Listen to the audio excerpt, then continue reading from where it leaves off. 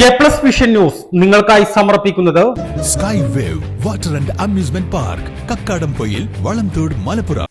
പച്ചപ്പിൽ പുതഞ്ഞു ജേക്കബിന്റെ കൃഷിയിടം. ഈ കൃഷിയിടത്തിലുള്ളത് 100ഓളം കാർഷിക വിളകളാണ്. വിദേശിയടക്കം 20ഓളം പൂക്കൃഷിയും അലങ്കാര ഇലച്ചെടികളും ഇവിടെയുണ്ട്. ബംഗളൂർ, മുംബൈ എന്നിവിടങ്ങളിലേക്ക് വ്യാപകമായി കയറ്റിപ്പോകുന്നതും ഈ കൃഷിയിടത്തിൽ നിന്നുമാണ്.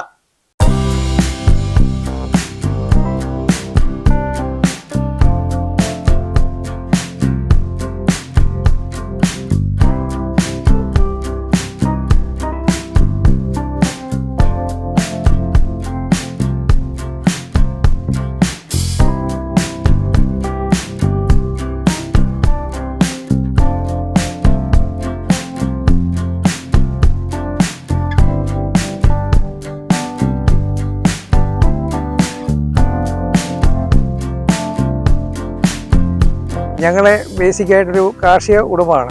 എൻ്റെ ഫാദറായിട്ട് പണ്ട് വളരെ വർഷങ്ങൾക്ക് മുമ്പ് ഇവിടെ നിലമ്പൂർ വന്നതാണ്. ഞങ്ങൾക്ക് കോട്ടയം പുതുപ്പള്ളിലാണ് വീട്. അവിടെ ഇപ്പോഴും ഞങ്ങളുടെ കുടുംബവും കാര്യങ്ങളൊക്കെ അവിടെ ഉണ്ട്. ഇവിടെ വന്നിട്ട് ഇപ്പം ആദ്യം ഞാൻ ഫാദറായിരുന്നു ഇവിടെ നോക്കിക്കൊണ്ടിരുന്നത്. അന്ന് മുഴുവൻ റബ്ബർ കൃഷിയായിരുന്നു. അതിനുശേഷം റബ്ബർ കൃഷി ഒരു ലാഭകരമല്ലാത്തൊരു സ്റ്റേജിലേക്ക് വന്നപ്പം മറ്റു കാര്യങ്ങളെക്കുറിച്ച് അന്വേഷിച്ചു. അപ്പം എൻ്റെ തുടക്കം ഞാനൊരു പോസ്റ്റ് ഗ്രാജുവേറ്റാണ്, MBA LLB ആണ്.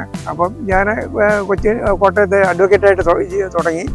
അത് കഴിഞ്ഞ് കൊച്ചിൻ ഷിപ്പ് യാർഡിൽ ജോലിയായിട്ട് കയറി, ലീഗൽ ഓഫീസറായിട്ട്. അത് കഴിഞ്ഞിട്ട് അവിടെ നിൽക്കുമ്പം ഇവിടെ ഫാദറിന് സുഖമില്ലാതെ വന്നപ്പോൾ ഞാൻ ഫാമിലിയായിട്ട് ഞങ്ങൾ ഇങ്ങോട്ട് ഷിഫ്റ്റ് ചെയ്തു. ചാലിയാർ പഞ്ചായത്തിലെ വൈലാശ്ശേരിയിലാണ് കാർഷിക വിളകളുടെ കലവറയായ ഈ കൃഷിയിടമുള്ളത്. കോട്ടയം കോടതിയിലെ മുൻ അഭിഭാഷകനായിരുന്ന കുറ്റിപ്പുറത്ത് KV ജേക്കബിന്റെയും ബിൻസി ജേക്കബിന്റെയും കൃഷിയിടമാണിത്. മലയോര മേഖലയിൽ നിന്നും കർഷകർ പടിയിറങ്ങുമ്പോഴാണ് കഴിഞ്ഞ 4 പതിറ്റാണ്ടായി ബിരുദധാരികളായ ഈ ദമ്പതികൾ കൃഷിയിടത്തിൽ വിവിധയിനം കൃഷികളിലൂടെ പൊന്നു വിളയിക്കുന്നത്. ഒരു കാർഷിക സർവകലാശാലയിലേക്ക് കടന്നു ചെല്ലുന്ന അനുഭവമാണ് ഇവിടേക്കെത്തുമ്പോൾ ഉണ്ടാവുക. കൃഷിയെപ്പറ്റി ഇവർ പറയുന്നത് കേട്ടാൽ മനസ്സിലാകും ഇവർ കൃഷിയെ എത്രമാത്രം തങ്ങളുടെ ജീവിതത്തിന്റെ ഭാഗമാക്കി എന്നത്. റബ്ബർ കൃഷിയിലൊരു മടുപ്പ് വന്നു കഴിഞ്ഞപ്പോൾ ഞങ്ങൾ മറ്റു കാര്യങ്ങളെക്കുറിച്ച് അന്വേഷിച്ചപ്പം ഓരോരോ വെറൈറ്റി മറ്റു കാര്യങ്ങളിലേക്ക് തിരിഞ്ഞതാണ്. അതിലൊന്നാണ് ഇപ്പോൾ ഈ പൂക്കൃഷിയും അതോടൊപ്പം തന്നെ ഫലവൃക്ഷങ്ങളുടെയും ഒക്കെയുള്ള എല്ലാ തരം കൃഷികളും ഞങ്ങൾക്ക് ഇവിടെ ഉണ്ട്. പൂവിൻ്റെ തന്നെ വേറെ വെറൈറ്റി ഉണ്ട്, ചെണ്ടുമല്ലി അങ്ങനത്തെ പലതും ഞങ്ങളിവിടെ നോക്കിയിട്ടുണ്ട്. അപ്പോൾ ഏതായാലും കൂടുതൽ നീണ്ടു നിൽക്കുന്നതും നമുക്ക് മാർക്കറ്റ് ചെയ്യാൻ പറ്റുന്നതായ ഒരു കൃഷിയായിട്ട് ഹെലിക്കോണിയെ കണ്ടു. പക്ഷേ അത് ചെറിയ രീതിയിൽ നമുക്ക് കൃഷി ചെയ്യാൻ പറ്റില്ല. കാരണം എന്ന് വെച്ച് കഴിഞ്ഞാൽ കുറച്ച് ഏരിയ വേണം. അതിൻ്റെ ഓർഡർ വരുമ്പോഴത്തേനും നമുക്ക് മീറ്റ് ചെയ്യാൻ വേണമെങ്കിൽ അതിന് ഏരിയ വേണമെങ്കിൽ ഇൻവെസ്റ്റ്മെൻറ്റ് കൂടുതൽ വേണം. ഏതായാലും ഞങ്ങൾ നല്ലൊരു ഇൻവെസ്റ്റ്മെൻറ്റിൽ ഇത് തുടങ്ങി, റിസ്ക് എടുത്താൽ ചെയ്ത്. എങ്കിലും നമുക്ക് വെള്ളത്തിൻ്റെ ആവശ്യമുണ്ട്. അങ്ങനെ ഇതെല്ലാം നല്ലൊരു ഇൻവെസ്റ്റ്മെൻറ്റ് വേണം. അതിനുള്ള സോഴ്സ് ഉണ്ടായിരുന്നതുകൊണ്ട് നമ്മൾ ആ കാര്യങ്ങളൊക്കെ ചെയ്തു. എപ്പോഴും ജലസേചന സൗകര്യമുള്ളതിനാൽ നല്ല പച്ചപ്പോടെയാണ് കാർഷിക വിളകൾ തണൽ തീർത്ത് നിൽക്കുന്നത്. വിവിധ ഇനങ്ങളിലുള്ള പൂക്കൃഷി ഉൾപ്പെടെ 100ഓളം ഇനം കാർഷിക വിളകളാണ് ഇവരുടെ കൃഷിയിടത്തിലുള്ളത്. പകുതിയിലേറെ സ്ഥലത്ത് റബ്ബർ കൃഷിയുണ്ട്. കൂടാതെ റബ്ബറിനിടയിൽ ഇടവിളയായി പൂക്കൃഷിയും കാപ്പിക്കൃഷിയുമെല്ലാമുണ്ട്. അലങ്കാര ഇലകൃഷിയും ഇടവിളയായുണ്ട്. അലങ്കാരത്തിനായി ഇവിടെ നിന്നും ഇലച്ചെടികളുടെ ഇലകളും കയറ്റിപ്പോകുന്നുണ്ട്.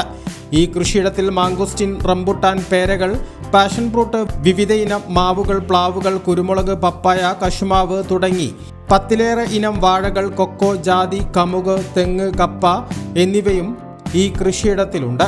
കേന്ദ്ര സഹായത്തോടെ 12 ഏക്കറിലേറെ സ്ഥലത്താണ് നിലവിൽ പൂക്കൃഷിയുള്ളത്. സർക്കാരിന്റെ സബ്സിഡിയോടെയാണ് പൂക്കൃഷി നടത്തുന്നതെന്ന് ഇരുവരും പറയുന്നു.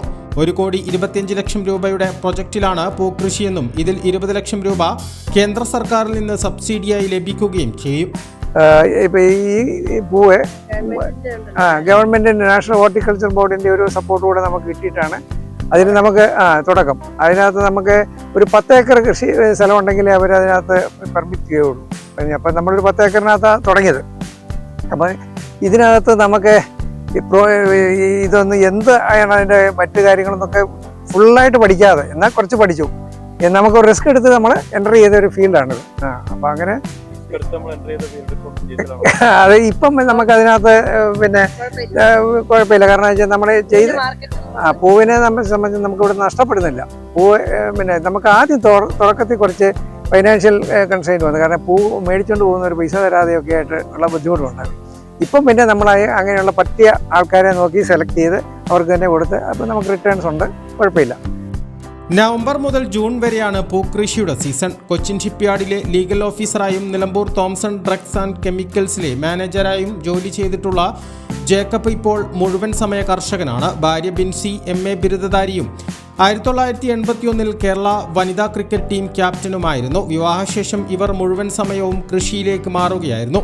രാവിലെ കൃഷിയിടത്തിലേക്ക് ഇറങ്ങിയാൽ രാത്രി 8 മണിവരെ കൃഷിയിടത്തിൽ തന്നെ ഉണ്ടാകുമെന്ന് ഇവർ പറയുന്നു. പൂക്കൃഷിക്ക് ഉൾപ്പെടെ വെള്ളം ലഭ്യമാക്കാൻ നിലവിൽ 4 കുളങ്ങളുണ്ട്. ഈ കുളങ്ങളിൽ മീനുകളും വളർത്തുന്നുണ്ട്. വാട്ടർ ഗൺ ഉപയോഗിച്ചാണ് നിലവിൽ ജലസേചനം നടത്തുന്നത്. ആടുകൾ, പശുക്കൾ ഉൾപ്പെടെ ഇവിടെ ഉണ്ടായിരുന്നു.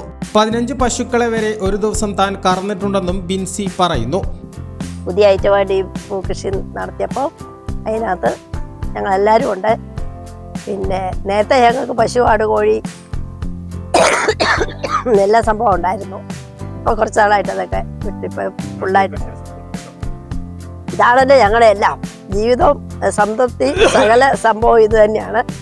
ഇവിടെ കിടന്ന് ഇത് ചെയ്യാവുന്നിടത്തോളം ചെയ്ത് ഇവിടെ തന്നെ മരിക്കണം എന്നുള്ള ആഗ്രഹം അത്രയ്ക്കും ഇതുമായിട്ട് നമുക്ക് ഇതാണ്. രാവിലെ തുടങ്ങിയാൽ വൈകിട്ട് ചിലപ്പോൾ 8 മണി രാത്രി വരെ കാണും. എന്ന് വെച്ചാൽ ഈ പൂവ് കയറ്റി വിടുന്നത് 8 മണിയൊക്കെ ആവും, ചിലപ്പോൾ കൂടുതൽ പിന്നെ സാധനം ഉണ്ടെങ്കിൽ അതുവരെ നമുക്ക് സംഭവമാണ്.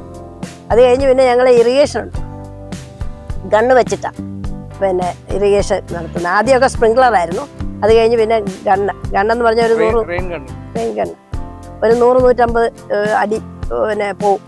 അത്രയും ഇതിലോട്ടാക്കി. പിന്നെ ആ കുളത്തിലൊക്കെ ഞങ്ങൾ മീൻ കൃഷിയും ചെയ്യുന്നുണ്ട്. ഏതായാലും വെള്ളം സംഭരിക്കുന്നുണ്ട് ആ കുളത്തിൽ. നമ്മൾ പല വെറൈറ്റി പിന്നെ ആസാം വാള, പിന്നെ വരാല്, തിലോപ്പി, അങ്ങനത്തെ സാധനങ്ങളൊക്കെ. അത് ആണ്ടിൽ 2-3 പ്രാവശ്യമായിട്ട് വിളവെടുക്കും കൃഷി. അത് അവർ തന്നെ വന്ന് പിടിച്ചെടുത്തോണ്ടങ്ങ് പോകും. ക്രിക്കറ്റിൻ്റെ ആവേശം തന്നെ ഉണ്ട്. ഈ എവിടെ ചെന്നാലും ഇതുവരെ 27 വയസ്സായപ്പോൾ ഇവിടെ വന്ന, ഇപ്പം 67 വയസ്സായി. ഇത്രയും നാളും ഒരു കുഴപ്പമില്ലാതെ ദൈവം സഹായിച്ച് ആരോഗ്യമുള്ളതുകൊണ്ട് ഇങ്ങനെ ഇതെല്ലാം ചെയ്ത്. കാർഷിക വിളകളെ നേരിൽ കാണാനും കൃഷികൾ പഠിക്കാനും ആഗ്രഹിക്കുന്ന ആർക്കും ഈ കൃഷിയിടം ഒരു കാർഷിക സർവകലാശാല തന്നെയാണ്. നിരവധി കർഷക പുരസ്കാരങ്ങളും ഇതിനോടകം ഇവരെ തേടിയെത്തിയിട്ടുണ്ട്. കൃഷിയിടങ്ങളിലേക്ക് കാട്ടുപന്നികൾ, കാട്ടാനകൾ, കുരങ്ങുകൾ, മുള്ളൻ പന്നികൾ എന്നിവ എത്തുന്നത് ഏറെ ബുദ്ധിമുട്ടുണ്ടാക്കുന്നതായി ഇവർ പറയുന്നു. എന്നാൽ വന്യമൃഗശല്യത്തിന് കാര്യമായ നഷ്ടപരിഹാരം ലഭിക്കുന്നില്ലെന്നും ഇവർ പറഞ്ഞു. കൃഷിക്ക് തുടങ്ങിയാലും ഞങ്ങളെ നിരുത്സാഹപ്പെടുത്തുകയും വിഷമിപ്പിച്ച വലിയൊരു പ്രശ്നം ഇവിടുത്തെ വന്യമൃഗശല്യമാണ്.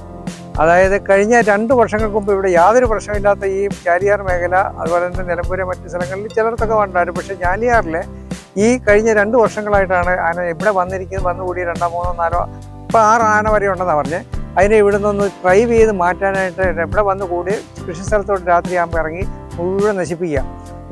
ഞാനൊരാഴ്ചയിൽ പിന്നെ ഒരു ലോഡ് പിന്നെ വാഴ ഈ പലവാഴകളുടെ പിന്നെ കൊല കൊണ്ട് കൊടുത്തോണ്ടിരുന്നത് എനിക്ക് ഒരെണ്ണം പോലും കൊടുക്കാനില്ല. അതുപോലെ മുഴുവൻ വാഴയെ നശിപ്പിച്ചു. കവുങ്ങ്, ഒരുപാട് കവുങ്ങ്. എനിക്ക് ഇവിടെ ഇതുകൂടാതെ വേറെ സ്ഥലം കൂടി ഉണ്ട്, അവിടെയാണ് കൂടുതൽ ശല്യം. ഇവിടെ ഇടയ്ക്കിടയ്ക്ക് വരും. അവിടെ കവുങ്ങ്, തെങ്ങ്, പിന്നെ മറ്റുള്ള ഇതെല്ലാം വന്ന് ദിവസവും വന്ന് 2 ദിവസം കഴിഞ്ഞാൽ പിന്നെ 2 ദിവസം കാണുകയില്ല, പിന്നെയും വീണ്ടും വരും. അങ്ങനെ ഈ ഏരിയ മുഴുവൻ അഫക്റ്റഡ് ചെയ്യുക. ഞങ്ങളുടെ ഇവിടുന്ന് പന്നിയെ ഞങ്ങൾ വലിയ പന്നിയുടെ ശല്യമുണ്ട്. അപ്പം ഞങ്ങൾ ഇവിടെ പിന്നെ പഞ്ചായത്തിൽ നിന്ന് പന്നിയെ വെടിയൊക്കെ വന്ന് ഇവിടെ തന്നെ 14 പന്നിയെ വെടിവെച്ചത്. അതിൻ്റെ ഫോട്ടോയൊക്കെ അന്ന് പത്രത്തിലുണ്ടായിരുന്നു.